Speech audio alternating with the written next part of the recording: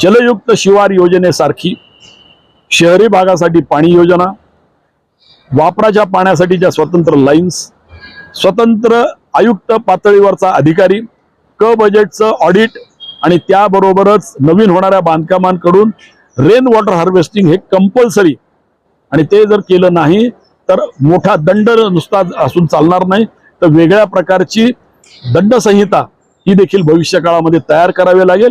की पाण्यावरनं युद्ध होणार आहेत, परंतु मी एक गोष्ट सांगतो की पाण्यावरून सामाजिक व्यवस्था बिघडली आहे, सर्व प्रशासकीय व्यवस्थेवर ताण आलाय.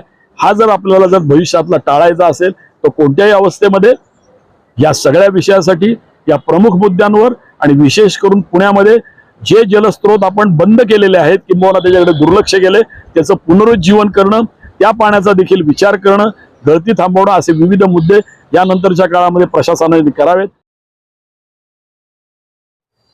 माझं पुणे सुंदर पुणे या व्यासपीठाच्या वतीनं आज आपण एका महत्वाच्या विषयाला सामोरे जाणार आहोत. दिनांक 3 आणि 4 या 2 दिवशी रामभाऊ म्हाळगी प्रबोधिनीमध्ये कल्याण डोंबिवली नगरसेवकांचा एक अभ्यास वर्ग झाला आणि त्या अभ्यास वर्गामध्ये एका विषयाच्या निवेदनासाठी मांडणीसाठी मला म्हाळगी प्रबोधिनीने बोलावलं होतं आणि त्यावेळेला बजेट या विषयासंदर्भामध्ये मी विषय मांडला.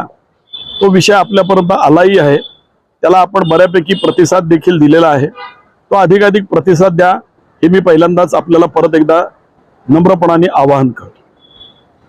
त्या निमित्ताने काही नगरसेवकांच्या भेटी झाल्या, त्याच्यामध्ये काही सिनियर नगरसेवक, काही नवीन निवडून आलेले नगरसेवक, असा एक वेगळ्या प्रकारचा संवाद हा त्या ठिकाणी झाला आणि त्या संवादामार्फत एका विषयाचं गांभीर्य हे सगळ्यांनाच आहे, सर्वच लोकप्रतिनिधींना आहे, परंतु त्याबाबत विचारमंथन, तज्ज्ञांचं मार्गदर्शन आणि त्याचबरोबर या सगळ्या विषयामध्ये पब्लिक पार्टिसिपेशन असे महत्त्वाचे मुद्दे हे निर्माण झालेले आहेत असं आमच्या लक्षात आलं आणि म्हणून आजचा हा व्हिडिओ प्रपंच मी करतोय. आपण या विषयाकडे अतिशय डोळसपणाने, अतिशय चाणाक्षपणाने पाहावं असं मी आपल्याला सांगू इच्छितो. आजचा विषय जो आहे तो आपल्याला आठवत असेल की गेल्या 20 तारखेला 2026च्या 20 तारखेला पुण्यातील प्रसिद्ध असलेलं दैनिक सकाळचं पुणे टुडे हा जो काही वृत्तांत आहे त्याच्यामध्ये पाण्याच्या संदर्भामध्ये एक बातमी आलेली होती, जी बातमी आपण सगळ्यांनीच वाचली असेल. ती याला अनुषंगिक आहे, त्यामुळे मी त्या सगळ्याच विषयासाठी त्याचा संदर्भ मुद्दाम आपल्याला देतोय. त्याच्यामध्ये पुण्याचे जलस्रोत हे नाहीसे होत आहेत, त्याची अवस्था काय आहे या संदर्भामध्ये भाष्य केलं होतं. सगळ्यात प्रथम सकाळ वर्तमानपत्राला मी त्यासाठी धन्यवाद देतो की तुम्ही अतिशय महत्वाच्या विषयाला पुणेकरांसमोर मांडून वाचा फोडलेली आहे. परंतु या विषयाला वाचा फोडल्यानंतर प्रत्यक्षामध्ये लोकप्रतिनिधी आणि प्रशासन हे जागं झालं पाहिजे, किंबहुना त्यांनी प्रत्यक्ष कृती काय सुरू केली या संदर्भातलं निवेदन प्रसिद्धी माध्यमांच्या मार्फत त्यांनी दिलं पाहिजे अशी आमची एक माफक अपेक्षा आहे. त्याच्यामध्ये जे प्रमुख मुद्दे मांडले ते प्रमुख मुद्दे मी आज आपल्याला परत एकदा वेगळ्या पद्धतीने सांगणार आहे. त्याच्यावरची उपाययोजना काय करता येऊ शकते हे देखील मी आपल्यासमोर मांडणार आहे. या संदर्भामधलं मंथन आणि या संदर्भामधला आपला विचार हा जरूर आम्ही आपल्याशी शेअर करू इच्छितो. त्याचबरोबर आपले जर काही या विषया संदर्भातली मतं असतील तर ती देखील आम्ही आमच्या नंबरवर प्रत्यक्षामध्ये ऐकू इच्छितो. की पुण्याची लोकसंख्या ही आपल्याला सगळ्यांना आठवत असेल की 1992 साली फक्त आणि फक्त 20 लाखापर्यंत होती, ती आज जवळजवळ 70 लाख झालेली आहे. 92 पासून आज 2026 पर्यंत 70 लाखाची लोकसंख्या. याचा जर आपण विचार केला तर आपल्या असं लक्षात येईल की ही सारी लोकसंख्या ही अन्य तालुक्यातनं, त्याच्यानंतर संपूर्ण देशातनं येणारे विद्यार्थी, कर्मचारी, वाढलेली उद्योग व्यवस्था आणि त्या उद्योग व्यवस्थेसाठी येणारे अन्य भागातून नागरिक हे मोठ्या प्रमाणावरती पुण्यात येत आहेत. ही स्थलांतरित पुणेकरांची असलेली लोकसंख्या ही आपल्याला भविष्य काळामध्ये याचा विचार करणार की नाही, या पद्धतीने तो विचार झाला का, तर त्याचं उत्तर दुर्दैवाने असं सांगावं लागतं की तो विचार झाला नाही. 2014 सालानंतर एकूणच देशामध्ये शहरीकरण आणि शहरी मतदारसंघांचा म्हणून असेल कदाचित परंतु हा विचार अधिक प्रकर्षाने केला गेला पाहिजे. अशा प्रकारचं मत आणि तशी कृती ही स्मार्ट सिटी योजना असेल किंवा अन्य योजना असतील, या योजनांच्या माध्यमातून केंद्र आणि राज्य शासनाने सुरू केल्या, हे देखील आपल्याला सगळ्यांना मान्य करावं लागेल. त्याचं प्रमाण कमी अधिक असू शकेल, त्या संदर्भामधली मतमतांतर असू शकतील, पण या विषयामध्ये प्रामाणिकपणाने 2014 नंतर हालचाल सुरू झाली असं मी आपल्याला नम्रपणाने सांगतो. त्याचं कारण एकच की 2014 साली राज्यामध्ये माननीय देवेंद्रजींचं सरकार आलं आणि त्या सरकारने ग्रामीण महाराष्ट्रासाठी जलशिवार नावाची एक अतिशय क्रांतिकारक योजना जाहीर केली, ज्याच्यामध्ये पाणी जिरवणं हा त्याचा मुख्य गाभा आहे. त्याचबरोबर शेतीला पाणी योग्य प्रमाणात मिळालं पाहिजे तसा देखील त्याच्यामध्ये विचार आहे. प्रत्येक कलेक्टरच्या लेवलचा अधिकारी किंवा कलेक्टरला, जिल्ह्याच्या प्रमुखाला या प्रकारचा आढावा आणि प्रत्यक्ष कामकाज काय झालं याच्या प्रकारचा पूर्णतः आढावा घेणारी यंत्रणा ही मुख्यमंत्र्यांनी उभी केली. याचा संदर्भ मी आपल्याला का आत्ता दिला याचं कारण आपल्याला पुढच्या सगळ्या माझ्या बोलण्यामध्ये कळेलच. मी आपल्याला सगळ्यात महत्वाची गोष्ट सांगतो की पुणे शहरामध्ये वारंवार चर्चेला जाणारा विषय असा आहे की 175 लिटर पाणी हे दरडोई वापरलं जातं, किंबहुना ते द्यावं लागतं, अशा प्रकारचं वृत्तांकन हे आपण सगळीकडेच पाहिलेलं आहे. ही बातमी खरी आहे का खोटी आहे याविषयीचा तपशील आणि याविषयीचा डिबेट करण्याची गरज आहे असं मला वाटत नाही. मी फक्त आपल्या मनाला एक प्रश्न विचारतो आणि तुम्हाला देखील तो प्रश्न विचारतो, त्याच्यावर आपलं भाष्य करा की माणसाला दिवसाभरामध्ये पिण्यासाठी किती पाणी लागतं. किमान 10 लिटर पाणी तो पित असेल, परंतु सगळ्यात महत्वाची गोष्ट अशी की मग राहिलेलं जे 165 लिटर पाणी आहे, हे 165 लिटर पाणी हे आपण वापरण्यासाठी करतो का?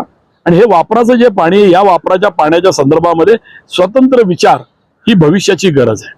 मी हे आपल्याला एवढ्यासाठी सांगतो की या व्हिडिओच्या माध्यमातून मला हे सांगायचे की पाणी व्यवस्थापनासाठी महानगरपालिकेच्या बजेटमध्ये संपूर्ण महाराष्ट्रातल्या 29 महानगरपालिकांना क बजेट हे सक्तीचं केलेलं आहे, किंबहुना कायदेशीर बंधन आहे. त्यामुळे क बजेट हे फक्त पाण्यासाठीच आहे आणि त्यामुळे पाण्याचं महत्व हे शासकीय पातळीवरती, प्रशासकीय पातळीवरती, देश पातळीवरती आणि जागतिक पातळीवरती किती आहे हे आपल्या सगळ्यांना कळलेलं आहे. त्याचं महत्व सांगायची गरज नाही, कारण पाणी हे जीवन आहे एवढंच. फक्त आपण जर तपशिलामध्ये आपल्या मनाशी विचार केला तर या जीवनाचा विचार आपल्याला करावा लागेल. स्वाभाविकच हे जे काही 150 लिटर मधलं 140 लिटर, त्याच्यानंतर 175 लिटर मधलं 165 लिटर हे जे वापराचं पाणी आहे, हे वापराचं पाणी प्रत्यक्षामध्ये ज्या वेळेला वापरलं जातं त्यावेळेला त्याचा विनियोग हा आपण कसा करतो, खर्च कसा करतो हे आपल्याला कळलं. परंतु प्रत्यक्षामध्ये 175 लिटर पाणी पिण्याच्या पाण्यातनं जर आपण घेत असू तर त्याचा पुनर्विचार किंबहुना त्याचा स्वयंविचार शासनाने करावा, प्रशासनाने करावा असं मला आपल्याला सगळ्यांना सुचवायचंय. कारण एकच की वाढती लोकसंख्या, त्यामुळे वाढती बांधकामं आणि वाढत्या बांधकामांचं केंद्र असलेलं कोथरूड याचं आपण उदाहरण मुद्दाम आपल्या डोळ्यासमोर आणलं पाहिजे. मोठ्या प्रमाणावरती बांधकामं सुरू आहेत. मला माहिती आहे की एकेका उद्योजकाकडे रिडेव्हलपमेंटच्या 100 योजना या आज भविष्य काळासाठी प्रत्यक्षामध्ये आलेल्या आहेत. आता विचार करा की त्या ठिकाणी पिण्याचं पाणी तर आपल्याला द्यावं लागणार, इमारतीची उंची वाढतीये, प्रत्यक्षामध्ये पिण्याचं पाणी आपण कसं देणार याविषयीचं एक श्वेतपत्रिका ही भविष्य काळामध्ये आपल्याला देता येईल का? आणि यामध्ये कोणत्याही परिस्थितीमध्ये प्रशासनाने तातडीने क बजेटचा विचार हा या पद्धतीने होतो किंवा नाही याचं स्पष्टीकरण पुणेकर नागरिकांना दिलं पाहिजे. किंबहुना हा महाराष्ट्र शासनाचा विषय असं मी मानतो. माननीय देवेंद्रजींना मी विनंती करू इच्छितो की क बजेट हे इतकं महत्वाचं आहे, पाणी प्रश्न हा इतका महत्वाचा आहे जो भविष्य काळामध्ये आपल्याला भेडसावणार आहे. आणि या प्रश्नाचा मूलभूत विचार जर आपण केला नाही तर जो होणारा सार्वजनिक गोंधळ आणि तुमच्या माझ्या आयुष्यावर होणारा परिणाम या सगळ्याचं दृश्य स्वरूप कदाचित एक वेगळंच राजकारण हे भविष्य काळामध्ये खेळलं जाईल. परत एखादी झुरळ पार्टी ही तयार होईल आणि या झुरळ पार्टीचं निमित्त काय असेल तर मुद्दा बरोबर असेल, परंतु निमित्त मात्र राजकारण असेल. आणि हे राजकारण आपल्याला जर होऊ द्यायचं नसेल आणि सगळ्या अर्थाने प्रशासनामध्ये जर तत्परता आणि कार्यक्षमता जर वाढवायची असेल तर क बजेटसाठी स्वतंत्र आयुक्त दर्जाचा अधिकारी प्रत्येक महानगरपालिकेने नेमला पाहिजे असं मी या व्हिडिओच्या माध्यमातून माननीय देवेंद्रजींना आवाहन करू इच्छितो. याचं कारण एकच की पाण्याचा प्रश्न, पिण्याच्या पाण्याचा प्रश्न आणि वापराच्या पाण्याचा प्रश्न, पाण्याचे स्त्रोत या विषयासंदर्भामधलं ऑडिट वॉटर ऑडिट म्हणून भविष्य काळामध्ये आपल्याला त्याचा विचार करावाच लागेल. गेल्या महिन्यात महाराष्ट्र राज्याच्या कॅबिनेटनी एक अतिशय महत्वपूर्ण विषय केलाय की प्रत्येक महानगरपालिकेचं ऑडिट हे कंपल्सरी आहे आणि ते गुणात्मकतेवर अवलंबून आहे.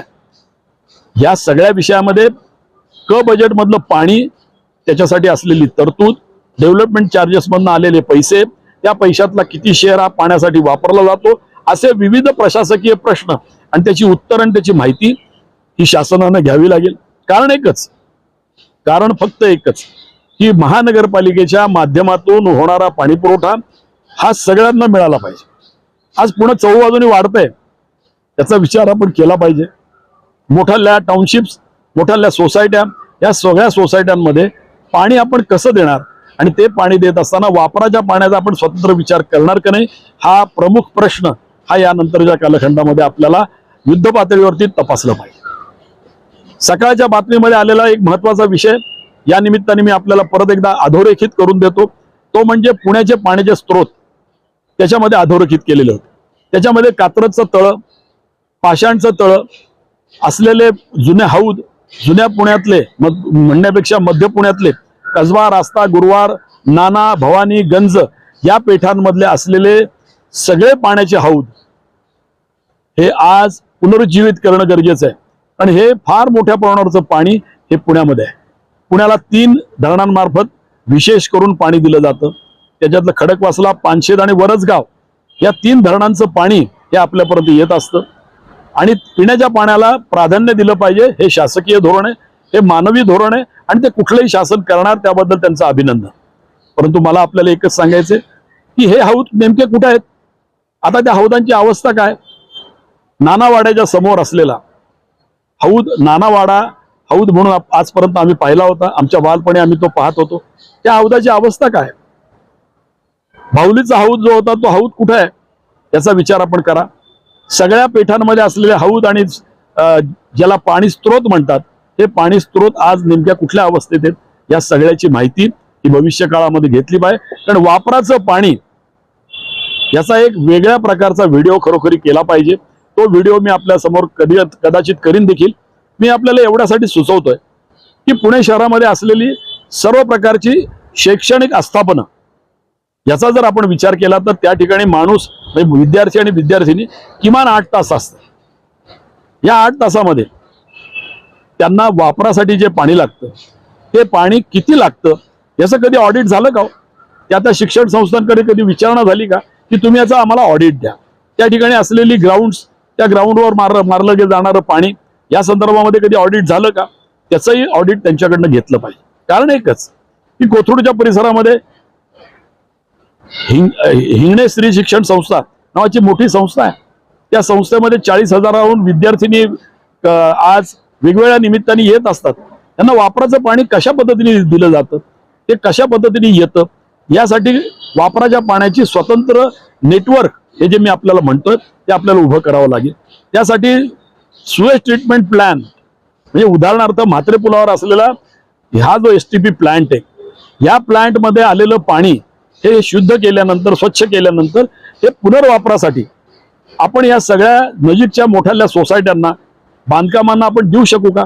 बांधकामासाठी तर द्याच, पण प्रत्यक्षामध्ये टॉयलेट्समध्ये असलेली स्वच्छता आणि त्यासाठी वापरलं जाणारं फ्लशचं पाणी हे या माध्यमातून वापरता येईल का, तर नक्की. कारण एकदा टॉयलेटचा वापर झाल्यानंतर फ्लश मधून 5 लिटर पाणी हे वापरलं जातं, ते टाकलं जातं. ते जर वापराचं पाणी जर पुनर्वापरासाठी जर आपण योग्य केलं तर आपल्याला असं लक्षात येईल की काही लाख लिटर पाणी हे या निमित्ताने आपल्याला सांभाळता येईल, टिकवता येईल आणि भविष्य काळामध्ये पिण्याच्या पाण्याचा प्रश्न हा तुलनात्मक दृष्ट्या नक्कीच सोडवण्यासाठी मदत होईल असं मला आपल्याला सुचवायचं. याच्यामध्ये तज्ज्ञ मंडळी आहेत. आपल्याला सगळ्यांना माहिती आहे की माधवराव चितळ्यांच्या नेतृत्वाखाली असंख्य पाणी समित्या राज्याच्या, देशाच्या किंबहुना आपल्या शहराच्या देखील केल्या गेल्या. त्याचे रिपोर्ट्स आपण काढून बघा. आपल्या असं लक्षात येईल की हे पाणी जे आहे या पाणी संदर्भामध्ये विचार करून नुसता चालणार नाही, तर क बजेट जसं कायद्याने बंधनकारक केलं तसं त्यावरचा अधिकारी आणि तो आयुक्त पातळीवरचा अधिकारी आणि जो फक्त आणि फक्त माननीय मुख्यमंत्र्यांच्याच मीटिंगला किंवा त्यांनाच आन्सरेबल असेल अशा प्रकारची रचना भविष्यात करावी लागेल. कारण एकच ऑडिट दर 3 महिन्यांनी झालंच पाहिजे. दर महिन्याला पाण्याची स्थिती काय आहे या संदर्भातलं रिपोर्टिंग हे माननीय मुख्यमंत्र्यांपर्यंत गेलंच पाहिजे. योगायोगाने माननीय मुख्यमंत्र्यांकडे अर्थ खातं देखील आहे. या सगळ्या विषयासाठी वेगळं अर्थनियोजन हे भविष्य काळामध्ये महानगरपालिकांनी कसं करायचं या संदर्भातली मार्गदर्शक तत्व आणि काही मोठ्या प्रमाणावरचं अनुदान जर भविष्य काळामध्ये आपण तरतूद करून देऊ शकलो तर वापराच्या पाण्याच्या संदर्भातलं एक मोठं नियोजन हे भविष्य काळामध्ये आपण केलं तर येणारे प्रश्न खूप कमी होते. पुणे शहरामध्ये 200हून अधिक गार्डन्स आहेत. या गार्डनला लागणारं पाणी हे पूर्णपणाने वापराचं पाणीच त्या ठिकाणी वापरलं गेलं पाहिजे अशी माझी विनंती आहे. कारण एकच की 200 गार्डन्स हे अतिशय हिरवीगार असली पाहिजे. त्यासाठी हे पाणी पुरेसं आहे का तर ते पाणी नक्की पुरेसं आहे, परंतु ते पाणी वापरलं गेलं पाहिजे. त्या नेटवर्कच्या लाईनला या सगळ्याची कनेक्टिव्हिटी असलीच पाहिजे. आणि सगळ्यात मोठा प्रश्न असा की 175 लिटर पाणी आपल्याला दरडोई पुणेकरांना दिलं जातं. तर मला असं विचारायचंय की सगळ्यात महत्वाचं म्हणजे मुख्य पाण्याची लाईन संपूर्ण पुणे शहरभर नेमकी कधी लॉन्च केली गेली त्याची आजची अवस्था काय, फील्डवर त्याची परिस्थिती काय, गळती किती मोठ्या प्रमाणावरती आहे आणि ही गळती जर आपण रोखण्यासाठी अतिशय उच्च तंत्रज्ञानाने जर काम केलं तर आपल्या असं लक्षात येईल की हे पाणी हे मोठ्या प्रमाणावरती आपण वाचवू. आज पाऊस पडतोय. पावसाळा हा गेल्या 5-7 वर्षामध्ये महाराष्ट्रापुरता तरी 7 जूनला जरी सुरू झाला कदाचित तरी देखील प्रत्यक्षामध्ये तो रेंगाळून पाऊस येतोय हे आपल्याला सगळ्यांना अनुभवायला मिळालेलं आहे. त्यामुळे पाणी त्याचा विचार आजच झाला पाहिजे, पावसाळ्यातच झाला पाहिजे. आणि सगळ्यात पुढचं महत्वाचं धोरण या निमित्ताने जर आपल्याला राबवता आलं सर्व महानगरपालिकांबरोबरच माननीय मुख्यमंत्र्यांनी सर्व धरणांमधला गाळ काढण्याचं काम हे भविष्य काळामध्ये युद्ध पातळीवरती पुढच्या पावसाळ्याच्या आत केलं तर या सगळ्या पुढच्या काळातला पाणी साठा हा आपल्याला वाढवता येईल. ही अतिशय कळकळीची विनंती आपल्याला आहे. काही वर्षापूर्वी लष्कराकडून सामुग्री घेऊन आपण खडकवासला धरणातलं पाणी फक्त डिझेल द्यायचं आणि बाकीची सगळी यंत्रणा त्यांची अशा पद्धतीने करण्याचा आपण प्रयत्न झाला. त्याचा नेमका रिपोर्ट काय, नेमका किती गाळ काढला गेला आणि तो गाळ अतिशय शास्त्रशुद्ध गाळ आहे. ती माती ही अतिशय शास्त्रशुद्ध आहे. शेतीला त्याचा पुनर्वापर करता येईल. शेतकऱ्यांना आपल्या ट्रान्सपोर्टच्या खर्चाने आपल्या शेतामध्ये ती माती नेण्यास परवानगी द्या. एका वेगळ्या अर्थाने पर्यावरणाचं हे तंत्र हे भविष्य काळामध्ये आपल्याला अवलंबावं लागेल. पर्यावरण हा विषय सगळ्यांनीच घेतलाय. राष्ट्रीय स्वयंसेवक संघाने सुद्धा शताब्दीच्या निमित्ताने पर्यावरण हा विषय घेतलाय. पर्यावरणामधला सगळ्यात प्राणवायू असलेला जो विषय तो म्हणजे हवा नसून पाणी सुद्धा आहे. आणि या पाण्याचं गांभीर्य आपण सगळ्यांनी लक्षात घेतलं पाहिजे. या पाण्याच्या संदर्भामधलं माझं आपल्याला सगळ्यांना निवेदन आहे की कोणत्याही परिस्थितीमध्ये जलयुक्त शिवार योजनेसारखी शहरी भागासाठी पाणी योजना, वापराच्या पाण्यासाठीच्या स्वतंत्र लाईन्स, स्वतंत्र आयुक्त पातळीवरचा अधिकारी, क बजेटचं ऑडिट आणि त्याबरोबरच नवीन होणाऱ्या बांधकामांकडून रेन वॉटर हार्वेस्टिंग हे कंपल्सरी. आणि ते जर केलं नाही तर मोठा दंड नुसता असून चालणार नाही तर वेगळ्या प्रकारची दंडसंहिता ही देखील भविष्य काळामध्ये तयार करावी लागेल. त्याचं कारण त्याच्यामध्ये कुठल्याही व्यावसायिकाला त्रास देणं हा हेतू नाही, तर हेतू एकच की सामाजिक प्रश्न हा प्रत्येकाचा व्यक्तिगत प्रश्न असतो. आणि मला एकच सांगायचंय की भविष्य काळामध्ये आपण ही विधानं ऐकतो की पाण्यावरनं युद्ध होणार आहेत, परंतु मी एक गोष्ट सांगतो की पाण्यावरून सामाजिक व्यवस्था बिघडली आहे, सर्व प्रशासकीय व्यवस्थेवर ताण आलाय. हा जर आपल्याला जर भविष्यातला टाळायचा असेल तर कोणत्याही अवस्थेमध्ये या सगळ्या विषयासाठी या प्रमुख मुद्द्यांवर आणि विशेष करून पुण्यामध्ये जे जलस्रोत आपण बंद केलेले आहेत किंवा त्याच्याकडे दुर्लक्ष केले त्याचं पुनरुज्जीवन करणं, त्या पाण्याचा देखील विचार करणं, गळती थांबवणं असे विविध मुद्दे यानंतरच्या काळामध्ये प्रशासनाने करावेत. हा व्हिडिओ आपण सगळ्यांनी पहा, आपण स्वतः विचार करा, सर्व सिनियर सिटीजन्सनी याच्यावरती आपलं मत प्रदर्शित करा. एवढंच या निमित्ताने सांगतो. आणि एकदा थांबून परत सगळ्यांना धन्यवाद देऊन विचारणा करतो की आपण हा चॅनल सबस्क्राईब केला का, आपण लाईक केला का, या 2 गोष्टी करा. त्याचं कारण असं की माझं पुणे सुंदर पुणे हे तुमचं चॅनल आहे, तुमच्या विषयांचं चॅनल आहे. त्यासाठी एवढी विनंती आपण मान्य कराल एवढंच मी आशा करतो आणि थांबतो. धन्यवाद. जय हिंद.